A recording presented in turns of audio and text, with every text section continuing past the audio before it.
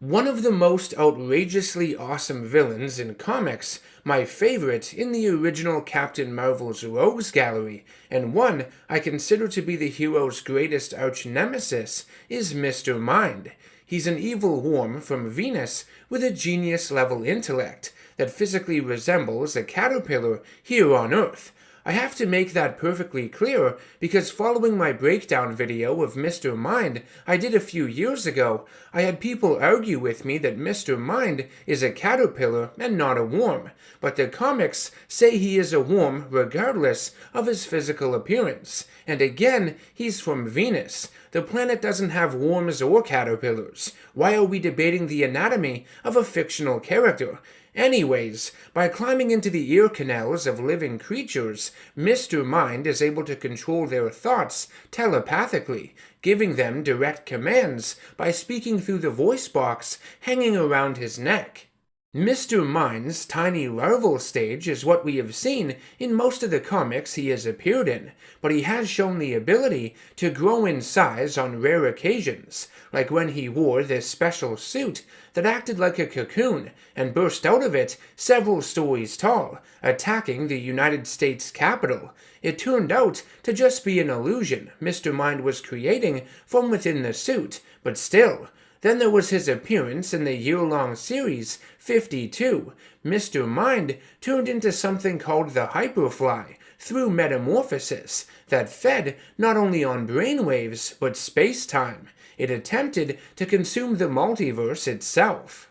Mr. Mind is significant in that he led one of the first supervillain teams in comics, consisting of enemies previously fought by the hero. It was called the Monster Society of Evil. The storyline that introduced this vile team-up in the 1940s lasted over 2 years and spanned 25 issues, Captain Marvel Adventures number 22 to 46. It was one of the first, and easily the largest, continuous comic book storylines of its time. Mr. Mind and his Monster Society of Evil have had a few different motivations over the years, with the main one being global conquest, in some way, shape, or form. In recent stories, however, to make him an even greater match for the superhero Shazam, which is what DC's Captain Marvel is known as now, that gets his vast power from 6 of the strongest deities and magic wielders in the DC universe, Mr. Mind was turned into a magic wielder himself, a powerful sorcerer that has expanded his knowledge and magical abilities over countless centuries. Infuriated by how tiny and insignificant he is viewed by others, Mr. Mind began a quest to become the most powerful magic user in all the realms, one strong enough to rival the gods themselves at the Rock of Eternity, a magic labyrinthine fortress located outside of space and time. It acts as the nexus of power that channels all of the magic from the various different realms into the chosen champion and defender of them, currently Shazam. One of the more intriguing story arcs featuring Mr. Mind, in my opinion, is a recent one, called Shazam and the 7 Magiclands. It ran for 13 chapters between issues 1 and 11, and then issue 13 and 14 of Shazam Volume 3. It was written by Jeff Johns, with art by Dale Eaglesham, Marco Santucci, Scott Collins, Mayo Nato, and Max Raynor. Though it isn't perfect, not one of the best comics out there are some issues with it I will be going into a little later, it is one of the more colorful and imaginative comics I've ever read. There are a lot of great ideas within it, some of which would be incredible to see adapted in a live-action film. It's just here they aren't executed quite as well as they could have been. Before I get into the beef of this story, I should give everyone watching a quick rundown of Shazam's origin, for those that may not be familiar with it. The Rock of Eternity was overseen by a council of 7 wizards, who used their magic to protect it. All of the members of the council were killed, except for one, by their previous champion, Teth Adam, also known as Black Adam, who was corrupted by his power, and freed 7 demons known as the 7 deadly enemies of man, or 7 deadly sins. The remaining wizard, named Shazam, would find a 15-year-old foster child named Billy Batson, a troublemaker on the surface, but with a kind and compassionate soul deep within. Shazam would use the last of his powers before he died to turn Billy into a champion of magic, who calls upon the wisdom of Solomon, the strength of Hercules, the stamina of Atlas, the power of Zeus, the courage of Achilles, and the speed of Mercury, to transform into an adult superhero when he says the magic word Shazam. By the way, when he says Shazam, he must do so with meaning, or else the transformation into or out of his superhero form does not occur. With the wizard dead, Billy had to figure out how to use his magic on his own, why he was truly given it, and the purpose of the 7 empty thrones at the Rock of Eternity, which Billy assumes must be filled with 7 champions like himself. He does, however, manage to uncover a secret spell, his greatest power, that allows him to share his magic with those he views as family, and he uses this spell on his foster siblings, Mary Bromfield, Freddie Freeman, Darla Dudley, Eugene Choi, and Pedro Pena. During an encounter with Black Adam, they become the world's mightiest mortals, the Shazam family. Shazam and the 7 Magiclands begins with Billy, his foster brother Freddie, and the rest of their classmates on a trip to the Museum of the American Revolution in Philadelphia, which must be insanely boring for kids their age. Suddenly, the museum gets attacked by armed robbers dressed as the Justice League. Billy says the magic word and transforms into Shazam, and the rest of the Shazam family also appear, eager to help him stop all of the criminals, which they do so with ease. Back at their foster home, the children transport themselves to the Rock of Eternity from within one of their bedrooms. They have made it their superhero headquarters, with a makeshift trophy room for their minor victories. Cute. Eugene has also been trying to map out the mysterious place, and comes running, yelling for all of his brothers and sisters to follow him. He's found something. Down one of the corridors where Eugene swears there had been a wall before, as if it had been unlocked somehow, he discovers a large train station with 6 tunnels surrounding it. One of them is boarded up with wood and other debris. They find a map labeled the Magiclands, and the names of each of the lands can be found written on the sides of the locomotives facing their respective tunnels. There are 7 Magiclands in total, but only 6 tunnels leading out of the station. That's because our reality is one of them, called the Earthlands, that the kids proclaim is the boring one. Freddie finds a lever and decides to switch it on despite Billy's suspicions of it. With the station powered up, the Shazam family begin arguing over which Magicland to visit first. I love the sense of wonder and curiosity the kids have here. All of them just want to have fun. Their lives have been difficult. Their childhoods have been rough. They see this as an adventure, a way to escape reality for a bit. But there is also this sense of dread as well. When Mary and Darla walk near the boarded-up wall that leads to the Monsterlands, they feel an icy cold breeze blowing through it. The children finally decide on where they're going to go, the Funlands. Its train car is filled with popcorn and soda machines, a sign of what's to come. Billy decides to make the best of this journey, hoping it will help him and his foster siblings learn more about their powers and why exactly they have them. We are then shown the first of these wondrous Magiclands, the Funlands, which is essentially a giant carnival on steroids. Mary, the oldest of the kids at 17, is skeptical of everything, but since their foster parents have never been able to afford to take them to an amusement park as grand as this, she allows her brothers and sisters to go have fun, allowing them to separate as long as they meet back at the entrance in an hour. While they are all enjoying their rides, Billy theorizes that the Magiclands may have been created by the wizards to act as break rooms for the 7 champions when they had downtime in between saving the world.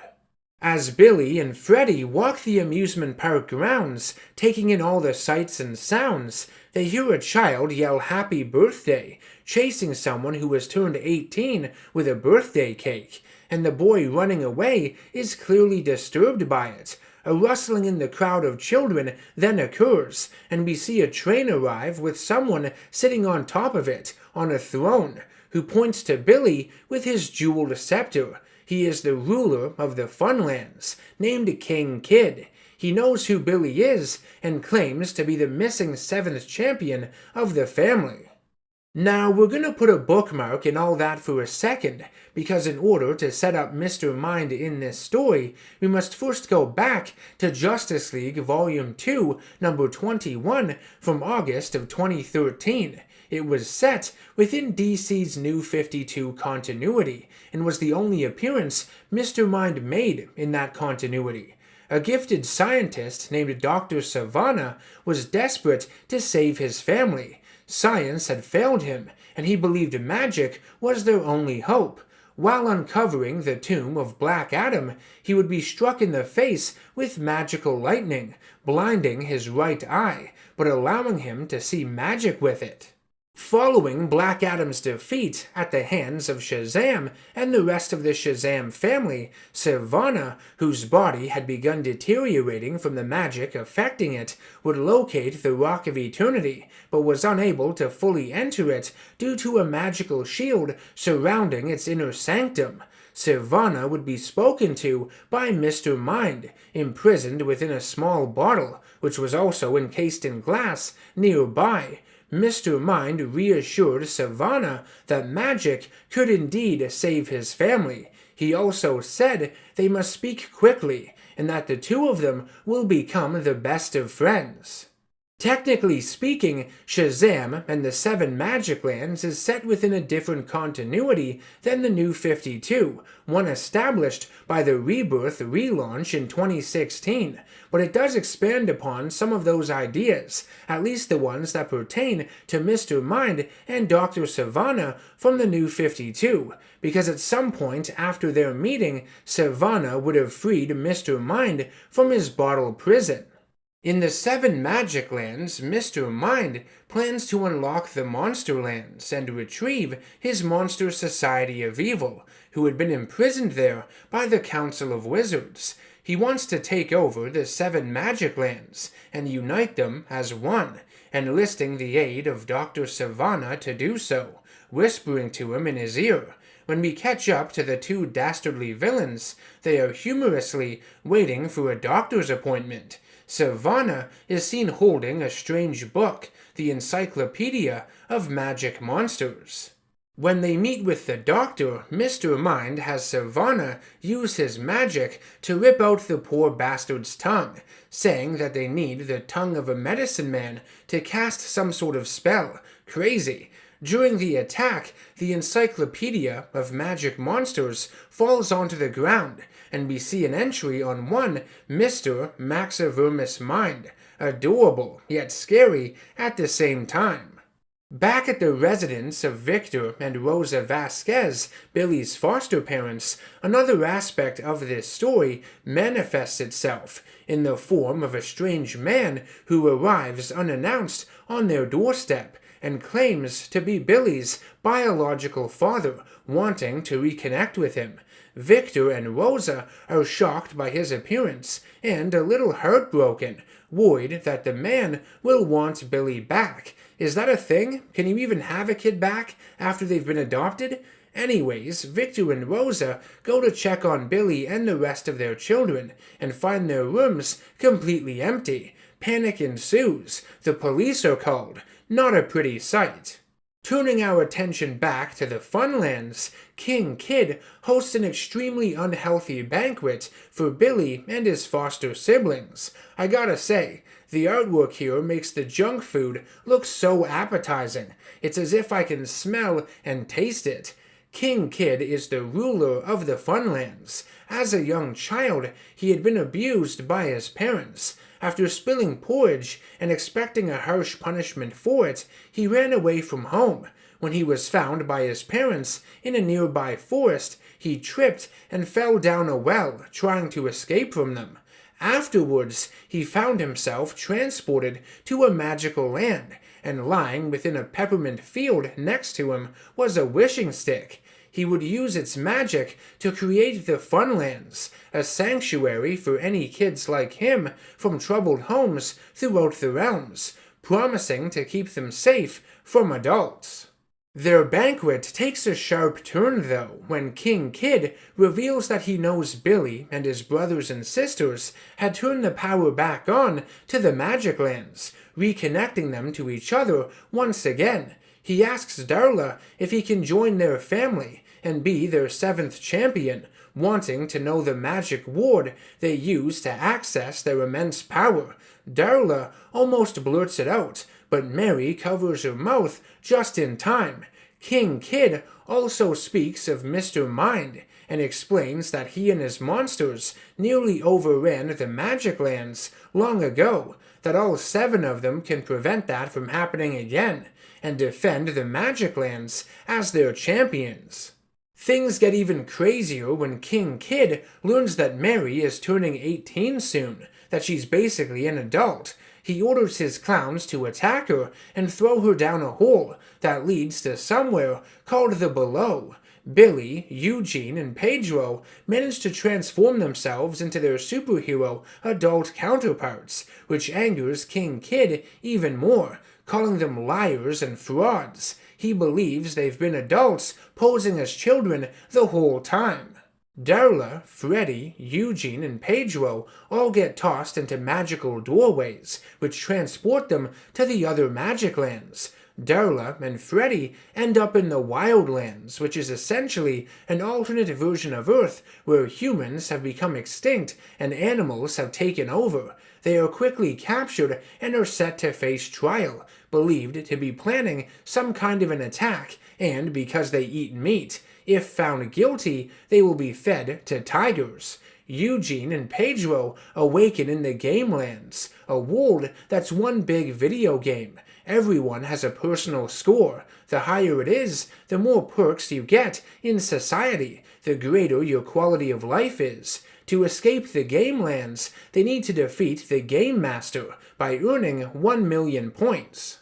Billy doesn't get sent to any of the other Magiclands, and instead is incapacitated by the magic inside King Kid's wishing stick. He is taken to the Below, which we come to realize is the dismal underbelly of the Funlands. Anyone who turns 18 is sent there, enslaved until the day they die, so they can keep the fun and games of the surface flowing, for the children.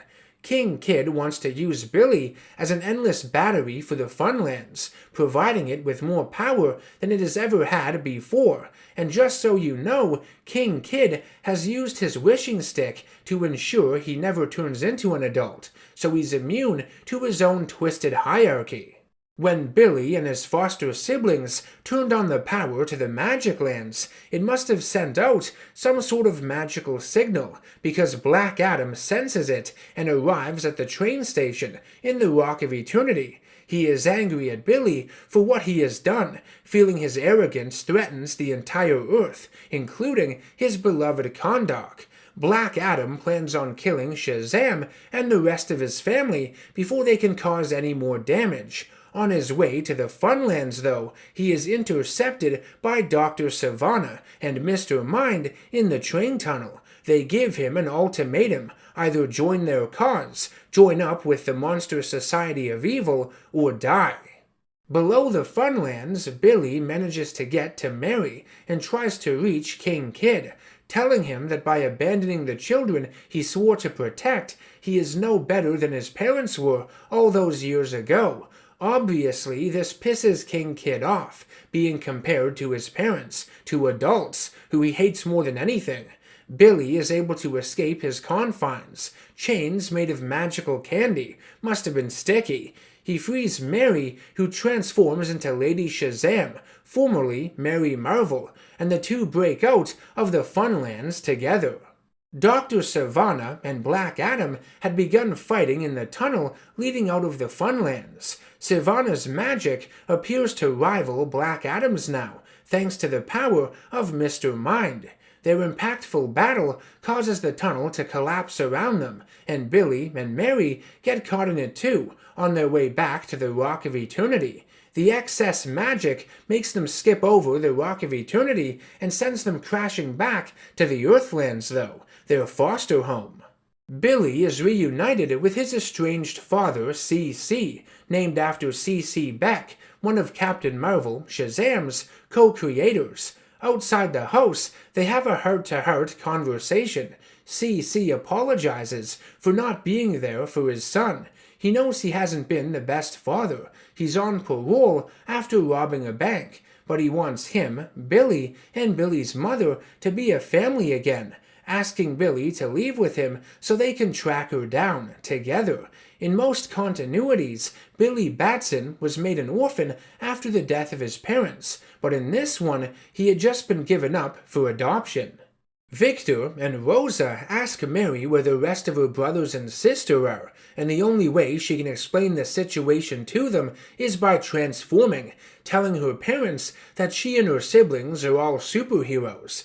Billy ends up returning to the Rock of Eternity to track the rest of his siblings down. However, Dr. Savannah had survived his encounter with Black Adam and had dragged Adam to the inner sanctum of the Rock of Eternity, housing the Seven Thrones. When Billy flew past it to get to the train station, Savannah used a vanishing spell to hide himself and Black Adam, lying unconscious in the center of the room from view. The next Magicland visited by Shazam is the Halloween-esque Darklands, a realm where the souls of the deceased go to rest. When Billy arrives there, he finds himself trapped inside of a coffin and must crawl out of his own grave like a zombie. It's around this point that the narrative of the storyline begins to weaken a little bit. Its pacing speeds up in areas, and we jump between multiple Magiclands very quickly, with only a few of them getting any real attention, apart from the Earthlands, Wildlands, Funlands, and of course a portion of the Monsterlands later. The rest of them feel like an afterthought, insignificant in the grand scheme of things, which is pretty disappointing. Anywho, in the Gamelands, Eugene and Pedro prepare to race the Game Master and earn their freedom, but after crashing through the wall on the very first turn, they are confronted by the wizard Shazam, revealed to be alive, and angry at all of the foster children for what they had done, turning on the power to the Magiclands, and transports Eugene and Pedro out of the Gamelands, which I feel robs you of a satisfying conclusion to that section of the story. The wizard takes the two children to the weirdest and most contrived of all the Magiclands in my opinion, the Wazenderlands, which is a fusion of the Wonderlands from Alice's Adventures in Wonderland and the Land of Oz from the Wizard of Oz. Shazam would tell Eugene and Pedro that a seventh champion must be found, so each of them can take one of the thrones at the Rock of Eternity and protect each of the Magiclands. In the Wildlands, Darla and Freddy are found guilty in their trial and escape being eaten by tigers by the help of a friendly vegetarian one named Talkie Tawny, who wants no more part of his cruel world and their misguided laws of nature. He takes the children to the exit of the Wildlands and goes with them to the Earthlands to ensure their safety. Darla and Freddy haven't been able to turn into their superhero forms because the magic ward has stopped working for them for some reason. However, when they run down the subway tunnel, part of the tracks beneath them give way, and they are transported to the Darklands instead. Billy would end up finding the graves of Freddy, Darla, and Talkie Tawny. They had crawled out of them just like he did, and he travels deeper into the Darklands to find them. Billy is eventually contacted by the wizard Shazam, learning of his survival as well, and the wizard's magical form tells him to go to the old bell tower in the center of the Darklands to find Freddy and Darla.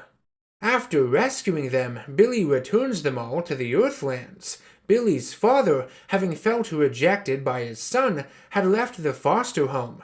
Dr. Savannah and Black Adam would follow him. Adam has been overpowered by the vast magic wielded by Savannah and Mr. Mind. They strengthened it by reading all of the spellbooks at the Rock of Eternity. Mr. Mind has begun manipulating Black Adam. He promises to spare Kahndaq if his plan to unlock the Monsterlands is successful. He will also tap into the full power of the Darklands to bring Adam's then-dead wife and child, Isis and Osiris, back to life. To sweeten the deal and ensure his loyalty, Mr. Mind offers Adam full control of the 7 deadly sins, and they attempt to capture CC in order to get to his son. Billy arrives just in time to save his father. While Shazam is busy fighting Black Adam, the Sins pick up CC and drop him from high in the air. To save his father's life, Billy uses his secret spell to share some of his power with him, turning him into the 7th champion. After transforming, CC even says the classic line, "Holy moly, like father, like son." Billy goes to embrace his father, but CC is confused, not knowing who this sparkle-fingered meathead even is yet, and accidentally launches him into the side of a truck. Billy explains that he is the champion of magic, with powers given to him by an elder wizard. The buzzing in his father's head is the living lightning flowing through him, and that he needs his father's help to fight his corrupted ancient Egyptian predecessor named Black Adam and 7 evil demons known as the 7 deadly sins. Imagine trying to tell someone all that. They'd think you were a fucking lunatic. Mary shows up to help the two as Lady Shazam, but after getting attacked by one of Black Adam's lightning bolts, her transformation is reversed, and the magic ward stops working for her too, just like with Darla and Freddy earlier. When CC comes in contact with Mary, the magic seems to transfer from his body into hers. In order to regroup and collect themselves, Billy transports all 3 of them to the Wizenderlands so they can hopefully find the wizard as well as Eugene and Pedro. In the Wizenderlands, fuck I hate saying that word, it's so awkward, we learn why the powers of the Shazam family are malfunctioning. It's because there is a disturbance in Billy's heart. He is torn between who his family truly is, the one at his foster home or his biological father. The wizard forces him to choose and explains that the strength of his powers are only as strong as the connection he has to his family. Billy cares about them both, though, deeply. They are all his family, and he understands this now more than ever. His magic is then re-energized, and all 7 of them transform, something the wizard didn't think would be possible. Dr. Savannah and Mr. Mind return to the Rock of Eternity to finally unlock the Monsterlands. Using their magic, they begin breaking through the seal on the door. To give them ample time to do this and distract the 7 champions, they give King Kid access to the Earthlands. Wanting revenge against Billy and his foster siblings, the little asshole attacks the Earthlands with an army of clowns and weapons made from various dessert items. King Kid is defeated when his wishing stick is taken from him, turning all of his creations back into regular toys and candy.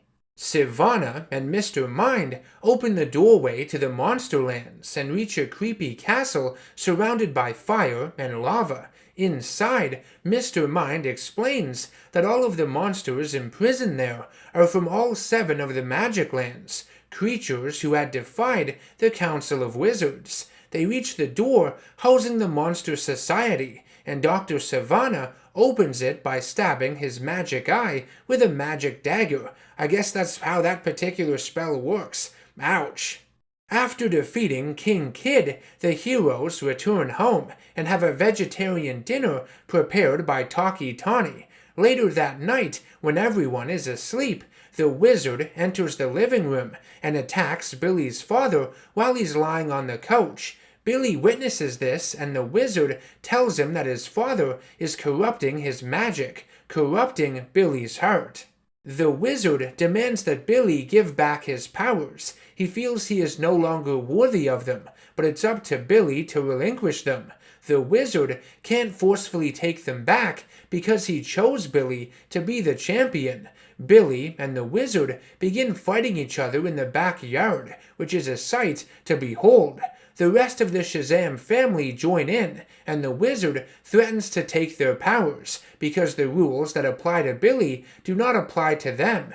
Billy refuses to give back his magic, believing he is worthy, along with his brothers and sisters, and uses his magic to send the wizard back to the Rock of Eternity.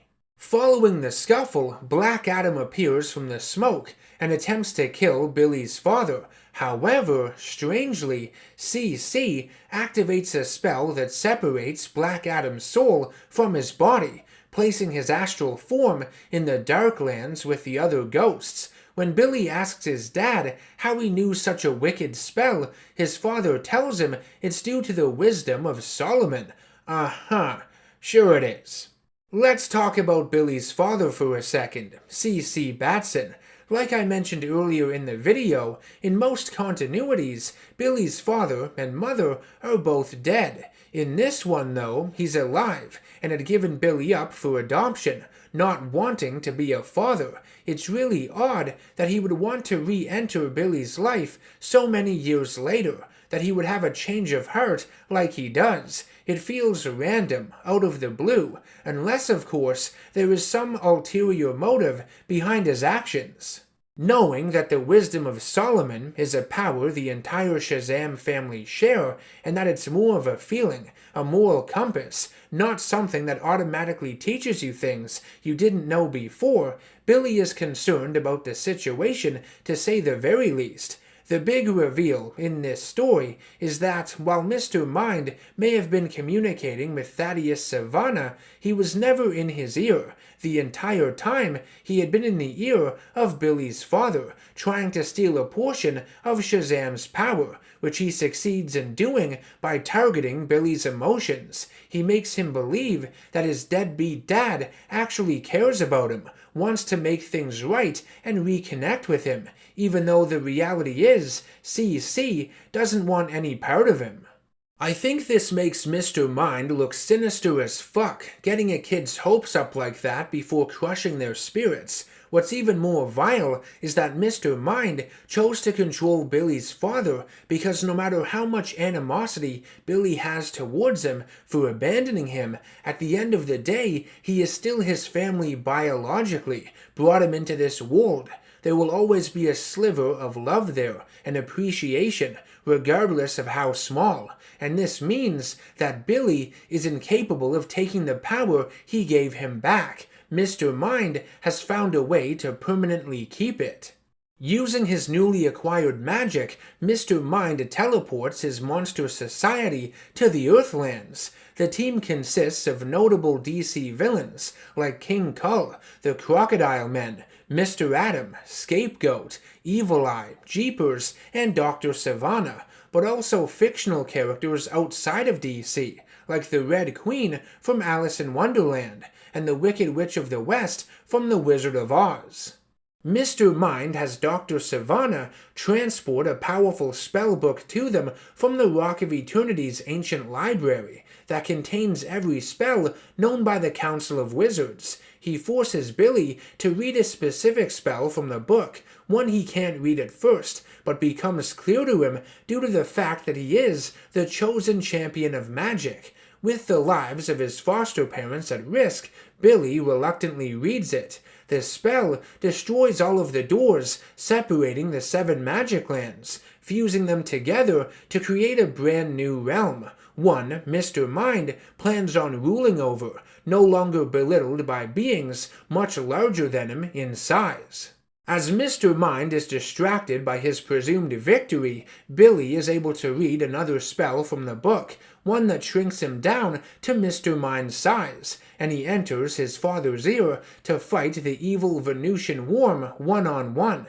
Mr. Mind is no pushover, though. He's a sorcerer with centuries of experience. He tries to convince Billy to join the Monster Society. He continues to take shots at him by reminding him that his father doesn't love him. He speaks incantation after incantation to grow multicolored arms or set himself on fire. He even threatens to turn Billy's heart into an apple so he can eat it. Probably my favorite line of dialogue from this entire story. It's fucking brilliant. Billy comes to realize that without his voice box, Mr. Mind will be unable to speak his incantations and use his magic. So, Billy targets it and destroys it. A blast of magical energy erupts out of the body of C.C. Batson, knocking him out, as well as all of the members of the Monster Society that had gathered around him. Billy reads another spell from the spellbook to return to normal size, and then begins searching for one that will undo the damage Mr. Mind has caused to the 7 Magiclands.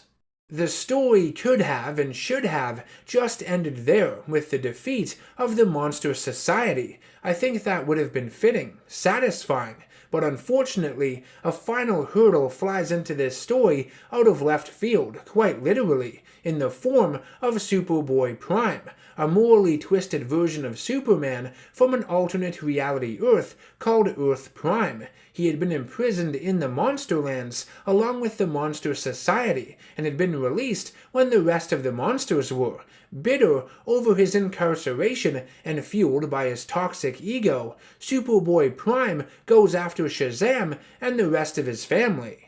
Billy would end up teaming with Black Adam, freed from the spell Mr. Mind had cast on him, sending his soul to the Darklands, and they are able to defeat Superboy Prime with a combined lightning bolt of magic.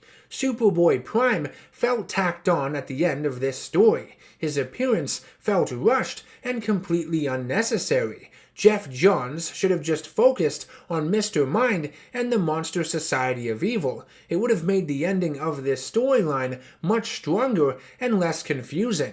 Superboy Prime was also nerfed quite a bit for the fight. I know Superman is weak to magic, but he seemed a lot weaker than he had been depicted in past appearances. It didn't bother me all that much though, because I don't really care for the character, but I can see it being an issue for other people. Though you should always remember, these comic book characters are fictitious. Don't get too caught up on their power levels. Characters are only as strong as a writer wants them to be, and that applies to everything in fiction, not just comic books. After Superboy Prime is dealt with, Billy confronts his father, who is no longer under the control of Mr. Mind. CC doesn't remember that his son is Shazam, so Billy speaks to him like a typical superhero would. Billy does ask him about his son though, and sadly, everything Mr. Mind had told Billy was true. His father had not been searching for him. He doesn't want to be a part of Billy's life. Feeling rejected, he finds solace in the arms of his foster brothers and sisters, his new family, his true family. The story ends with the wizard watching Billy from the Rock of Eternity. He apologizes for not trusting him and believing in him as the champion. He looks into the future and sees that Billy and the rest of his family eventually find their 7th member. They manage to redeem Black Adam, somehow. Shazam and the 7 Magiclands is one of those stories that pisses you off a little. On one hand, there are so many creative and visually interesting ideas on display with it. Many I think would be incredible if they were adapted into a live-action film. I love the train station at the Rock of Eternity, acting as the central hub to all of these Magiclands which are so colorful and distinct from one another. I love its focus on the idea of family, and the fact that Mr. Mind is made the central villain of it all. But I think the ending gets pretty messy with Superboy Prime, and I wish the story as a whole had been structured differently. I think it would have been much stronger and more engaging if it had the Shazam family traveling from one Magicland to the next rather than several of them all at once. It caused the Magiclands to sort of cannibalize one another the longer the story went. I think each of the Magiclands should have acted like a test of some kind, a trial, teaching the foster kids something the wizard would have wanted them to know or be as champions. They had so many questions at the beginning of the story, why they had their powers, what the purpose of them was. It would have been nice to see them get answers, or discover them themselves, grow as individuals, learn to be better superheroes. You could have even had one of Mr. Mind's monsters in each of the Magiclands, maybe concealing their identities and trying to trick the heroes in some way, leaning into the life lessons learned. These are just suggestions. Shazam and the Seven Magiclands is still a lot of fun to read. It's not terrible by any means, but I do think it could have been much better than it was. It fell short of the mark and didn't live up to its full potential, in my opinion. I'd like to hear your thoughts on it though down in the comments section below. If you enjoyed the video and want to see more like it, please subscribe, hit that bell icon for notifications, and you can become a producer for the channel and nominate topics for future comic reviews over on patreon.com. I will see you all in the next one. Take care and stay nerdy.